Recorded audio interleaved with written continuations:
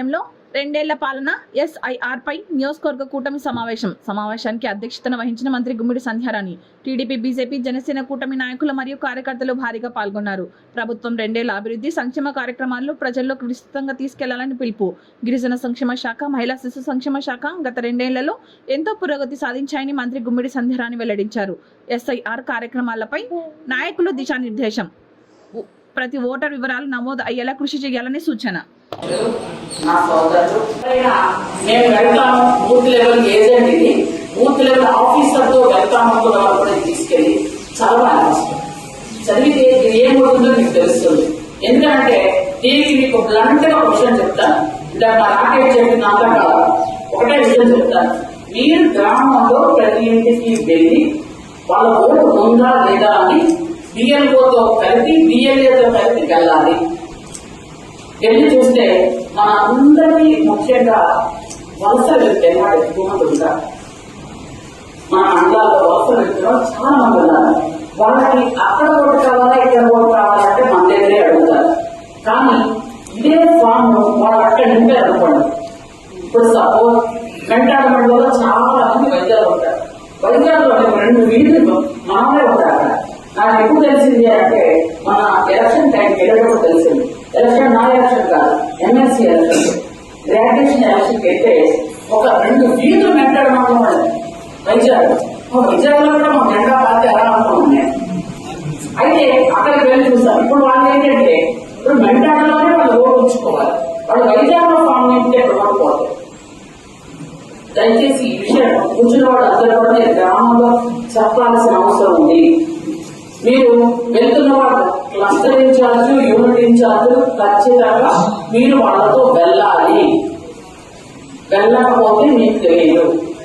ఎందుకంటే ఇప్పుడు చాలా మంది వాళ్ళు ఏం చేస్తున్నారంటే అన్ని దొంగకుంటుంది. మీకు తెలుసు మన వాళ్ళు ఎవరున్నారు, హైవే ఎవరు వేస్తారు. ఓకే, మీకు నిజంగా హైవే మేమే వేస్తామో అనిపిస్తే మీరు మరి ఢిల్లీ వెళ్ళి ఆయన వాళ్ళతో పట్టుకుంటున్నారు. ప్రధానమంత్రి గారితో మేము కలిసి ఉన్నాం, ప్రధానమంత్రి గారితో మీరు విడిపోలేదు అంటున్నారు. ఓకే, మీరు ప్రధానమంత్రి గారితో విడిపోకపోతే ఈ రోజు కొత్తలో గీత గారు పోటీ చేస్తారు. మరి మీరు ఎందుకు క్యాండిడేట్ పెట్టారు?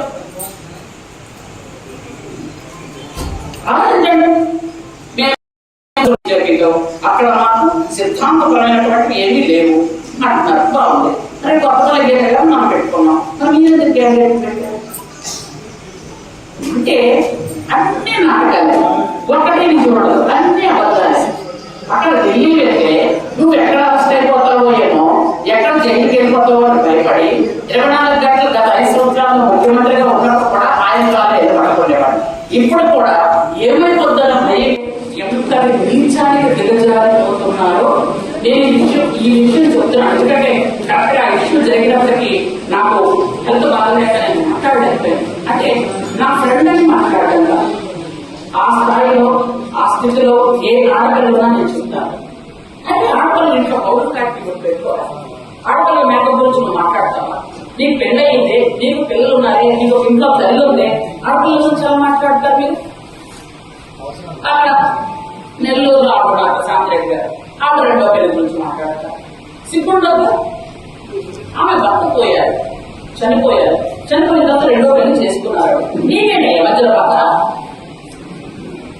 అంటే ఆ పార్టీలో ఉన్న ప్రతి ఒక్కరు ఆవిడ డైరెక్ట్ గా చెప్పారు, ఇలా ఉంది ఇలా ఉంది. అంటే అలాంటి వాళ్ళని మీరైతే గౌరవించండి, అభిమానించండి. కానీ కాపుల్లో పొడుచుకుంటున్నాం. ఎందుకంటే ఈ సమాజంలో 3, 4, 5 మీరు చేసుకొని తినవచ్చు. కానీ ఈవిడ చేసుకుంటే తప్ప. అది తప్పు కదా, మాట్లాడడం తప్పు కదా. అంటే మగాళ్ళకు న్యాయం, ఆడవాళ్ళకు న్యాయం లేదు కదా. మాట్లాడినప్పుడు ఏమైనా మంచోడా అంటే అది కాదు. అంటే నేను ఎందుకు చెప్తున్నానంటే ఈరోజు నా గురించి మాట్లాడచ్చు, ఎవరి గురించి మాట్లాడచ్చు. ఎవరైనా మాట్లాడేటప్పుడు మీరు అందరూ కూడా రియాక్ట్ అవ్వాల్సిన అవసరం ఉంది. అందరూ రియాక్ట్ అవ్వాలి. రియాక్ట్ అయ్యి, ఎందుకంటే ఇంతకుముందు నాకు మన వేరు గాని ముఖ్య సోనా గారు విషయం చెప్పారు. పార్టీలో ఉంటుండి పార్టీకి 2 3 పార్టీల కార్యకర్తలు కూడా ధైర్యంగా గ్రామాల్లోకి వెళ్ళి మేము ఈ కార్యక్రమాలు చేశాము అని చెప్పుకునే ధైర్యం పడుతుంది. ఒకటి కాదు రెండు కాదు, మనం చూసుకుంటూ ఉంటే ఎన్టీఆర్ భరోసా పెన్షన్ కానీ, తల్లి వందనం, దీపం 2, స్త్రీ శక్తి, చేనేత కార్మికులకి 200 యూనిట్ల కరెంటు ఫ్రీ కానీ, ఆటో డ్రైవర్ల సేవలో కానీ, అన్నదాత సుఖీలో కానీ, అలాగే అన్నా క్యాంటీన్లు ఓపెన్ చేయడం కానీ, పేదలకి 5 లక్షల ఇల్లు మంజూరు చేయడం కానీ, అలాగే గీత కార్మికులకు మద్యం షాపులు ఇవ్వడం కానీ, ఎన్టీఆర్ వైద్య సేవలో పేదలకు ఉచిత వైద్యం కానీ, అలాగే మత్స్యకారుల సేవలో వాళ్ళకి ఏటా 20,000 రూపాయలు ఇవ్వడం కానీ, ఇవి ప్రముఖంగా చెప్పుకుంటే ఇంకా ఎన్ని కార్యక్రమాలు చెప్పుకోవచ్చు మనం. అందుకనే నీకు ఈ కాగితాలు వెళ్ళేటప్పుడు నేను ఇస్తాను అంటున్నాను. దయచేసి మీరందరూ కూడా భోజనాల తర్వాత తీసుకోండి, ఎందుకంటే భోజనం టైంలో దీంతో చేతులతో స్పారించినప్పుడు ఉంటారు కాబట్టి దయచేసి భోజనాల తర్వాత ఇక్కడే ఉంచుతాం. మీరు తీసుకెళ్తే మీ గ్రామాల్లో కూడా ఇవి మన ముఖ్యమైన కార్యకర్తలకి నాయకులకి ఇవ్వాల్సిన అవసరం ఉంది. ఎందుకంటే ఇది మన పార్టీ కొట్టించగా 2 తరాల్లో ఉన్నా కానీ బీజేపీ జనసేన కూడా ఓన్ చేసుకొని చేయాల్సినటువంటి బాధ్యత ఉంది. ఎందుకంటే ఈ రోజు ఒక శాశ్వత రాజధాని నిర్మించుకుంటున్నామంటే పైన బీజేపీ మోడీ గారు మనకు పూర్తి స్థాయిలో మనకు సహకరిస్తున్నారు. ఈరోజు పోలవరం శాశ్వతంగా నిర్మించుకుంటున్నాము అని అంటే పైనుంచి బీజేపీ పూర్తి సహాయ సహకారాలు ఉన్నాయి కాబట్టి, అలాగే ఇక్కడ కూడా మనం ఎన్ని రకాల కార్యక్రమాలు చేస్తున్నాము అని అంటే పూర్తిగా మా అన్న ఉప ముఖ్యమంత్రి పవన్ కళ్యాణ్ గారు పూర్తి స్థాయిలో మనకు సహకరిస్తున్నారు కాబట్టి, ముగ్గురు త్రిమూర్తులుగా ముందుకు వచ్చి అన్ని కార్యక్రమాలు చేస్తున్నారు కాబట్టి నేను అన్ని కార్యక్రమాలు కూడా మన అందరం ఓన్ చేసుకొని గ్రామాల్లో తిరిగి చెప్పాల్సిన బాధ్యత మనందరికీ కూడా ఉంది. ఒకటి కాదు రెండు కాదు, సాగునీటి ప్రాజెక్టుకి దాదాపు 24,000 కోట్ల రూపాయలు ఖర్చు పెట్టిన ఏకైక ఆంధ్రప్రదేశ్ మనదే అని మనం గర్వంగా చెప్పుకోవచ్చు. ఈరోజు సాగునీటికి 24,000 కోట్లు ఖర్చు పెట్టారు అంటే రైతులకు ఎక్కడ ఇబ్బంది కలగకుండా రైతులందరూ కూడా సస్యశ్యామలంగా పంటలు పండించుకోవాలని ఈ కార్యక్రమం చేయాలి. మేము వెళ్తాము, బూత్ లెవెల్ ఏజెంట్ ఇది, బూత్ లెవెల్ ఆఫీసర్తో వెళ్తాము కూడా తీసుకెళ్ళి చాలా కష్టం. చదివితే ఏమవుతుందో మీకు తెలుస్తుంది. ఎందుకంటే దీనికి మీకు బ్లంట్ గా విషయం చెప్తాను. ఇలా మా నాకేం చెప్పింది అంతా కాదు, ఒకటే విషయం చెప్తాను. మీరు గ్రామంలో ప్రతి ఇంటికి వెళ్ళి వాళ్ళ ఓటు ఉందా లేదా అని బిఎల్ఓతో కలిపి బిఎల్ఏతో కలిపి వెళ్ళాలి. వెళ్ళి చూస్తే మన అందరినీ ముఖ్యంగా వలస వెళ్తే వాడు ఎక్కువ ఉంటారు. మన మండలాల్లో వలస వెళ్తున్న చాలా మంది ఉన్నారు. వాళ్ళకి అక్కడ ఓటు కావాలా ఇక్కడ ఓటు కావాలంటే మన దగ్గరే అడుగుతారు. కానీ ఇదే ఫామ్ వాళ్ళు అక్కడ నింపారు అనుకోండి. ఇప్పుడు సపోజ్ వెంటాడ మండలంలో చాలా మంది వైద్యాలు ఉంటారు. వైద్యాల్లో 2 వీధులు మనమే ఉంటారు. నాకు ఎప్పుడు తెలిసింది అంటే మన ఎలక్షన్ టైంకి వెళ్ళేటప్పుడు తెలిసింది. ఎలక్షన్ నా ఎలక్షన్ కాదు, ఎమ్మెల్సీ ఎలక్షన్, గ్రాడ్యుయేషన్ ఎలక్షన్కి అయితే ఒక 2 వీధులు వెంటాడ మండలం వైద్యాలు. వైద్యాల్లో కూడా మా జెండా పార్టీ ఎలా అనుకున్నాను. అయితే అక్కడికి వెళ్ళి చూస్తాను. ఇప్పుడు వాళ్ళు ఏంటంటే ఇప్పుడు మెంటాడలోనే వాళ్ళు ఓటు ఉంచుకోవాలి. వాళ్ళు వైద్యాల్లో ఫామ్ నింపితే ఇవ్వకపోతే దయచేసి ఈ విషయం కూర్చున్న వాళ్ళు అందరూ కూడా గ్రామంలో చెప్పాల్సిన అవసరం ఉంది. మీరు వెళ్తున్న వాళ్ళు క్లస్టర్ ఇన్ఛార్జ్, యూనిట్ ఇన్ఛార్జ్ ఖచ్చితంగా మీరు వాళ్ళతో వెళ్ళాలి. వెళ్ళకపోతే మీకు తెలియదు. ఎందుకంటే ఇప్పుడు చాలా మంది వాళ్ళు ఏం చేస్తున్నారంటే అందరూ దొంగకుందే మీకు తెలుసు.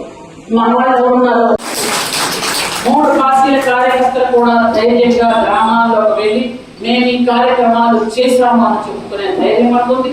ఒకటి కాదు రెండు కాదు, మనం చూసుకుంటూ ఉంటే ఎన్టీఆర్ భరోసా పెన్షన్ కానీ, తల్లి వందనం, దీపం 2, స్త్రీ శక్తి, చేనేత కార్మికులకి 200 యూనిట్ల కరెంటు ఫ్రీ కానీ, ఆటో డ్రైవర్ల సేవలో కానీ, అన్నదాత సుఖీలో కానీ, అలాగే అన్నా క్యాంటీన్లు ఓపెన్ చేయడం కానీ, పేదలకి 5 లక్షల ఇల్లు మంజూరు చేయడం కానీ, అలాగే గీత కార్మికులకు మద్యం షాపులు ఇవ్వడం కానీ, ఎన్టీఆర్ వైద్య సేవలో పేదలకు ఉచిత వైద్యం కానీ, అలాగే మత్స్యకారుల సేవలో వాళ్ళకి ఏటా 20,000 రూపాయలు ఇవ్వడం కానీ, ఇవి ప్రముఖంగా చెప్పుకుంటే ఇంకా ఎన్ని కార్యక్రమాలు చెప్పుకోవచ్చు మనం. అందుకనే నీకు ఈ కాగితాలు వెళ్ళేటప్పుడు నేను ఇస్తాను అంటున్నాను. దయచేసి మీరందరూ కూడా భోజనాల తర్వాత తీసుకోండి. ఎందుకంటే భోజనం టైంలో దీంతో చేతులతో స్నానించినప్పుడు ఉంటారు కాబట్టి దయచేసి భోజనాల తర్వాత ఇక్కడే ఉంచుతాం. మీరు తీసుకెళ్తే మీ గ్రామాల్లో కూడా అయ్యి మా ముఖ్యమైన కార్యకర్తలకి నాయకులకి ఇవ్వాల్సిన అవసరం ఉంది. ఎందుకంటే ఇది మన పార్టీ కొట్టించగా 2 తరాల్లో ఉన్నా కానీ బీజేపీ జనసేన కూడా ఓన్ చేసుకొని చేయాల్సినటువంటి బాధ్యత ఉంది. ఎందుకంటే ఈ రోజు ఒక శాశ్వత రాజధాని నిర్మించుకుంటున్నామంటే పైన బీజేపీ మోడీ గారు మనకు పూర్తి స్థాయిలో మనకు సహకరిస్తున్నారు. ఈరోజు పోలవరం శాశ్వతంగా నిర్మించుకుంటున్నాము అని అంటే పైనుంచి బీజేపీ పూర్తి సహాయ సహకారాలు ఉన్నాయి కాబట్టి.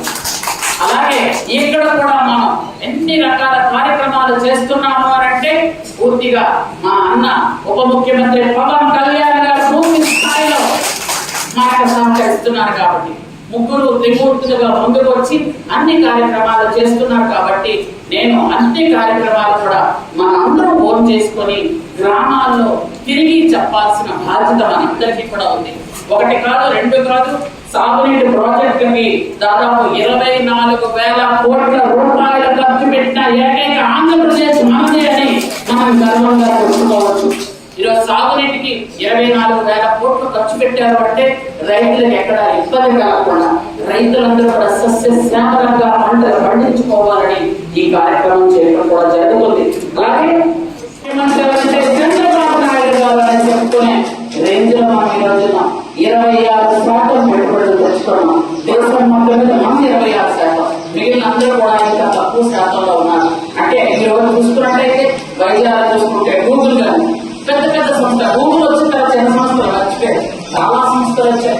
ఈ నెలనే మీరు చూసుకుంటారు బంగారాన్ని శుభ్రం చేసి మనం రవాణా చేసే పరిస్థితులు. అంటే దీన్నే కదా స్వర్ణాంధ్రప్రదేశ్ అంటారు అని మనం ధైర్యంగా చెప్పుకోగలుగుతున్నాం. సంవత్సరానికి 500 కేజీల బంగారాన్ని కర్నూలులో దాని స్వర్ణ గ్రామం ఆల్రెడీ పెట్టేశారు.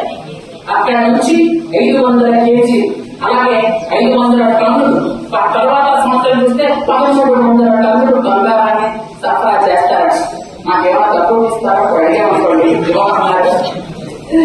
కాబట్టి నేను అడిగాను ఆంధ్రప్రదేశ్ కదా మాకేమో కొంచెం తక్కువ ఇస్తారా అయితే.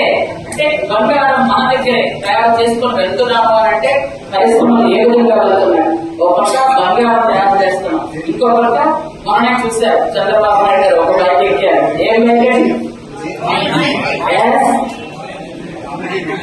ఎందుకంటే రాయేసుకోడుగా ఎందుకంటే ఎంత పూర్వం ఉండేవాడు ఆ బండ్లు, ఇప్పుడు ఆ బండ్లు వచ్చాయి. ఇంకో పక్క కియా కార్లు వచ్చాయి. అంటే 1 కాదు 2 కాదు. ఈ రోజు మా సోదరుడు బీజేపీ ఇన్ఛార్జ్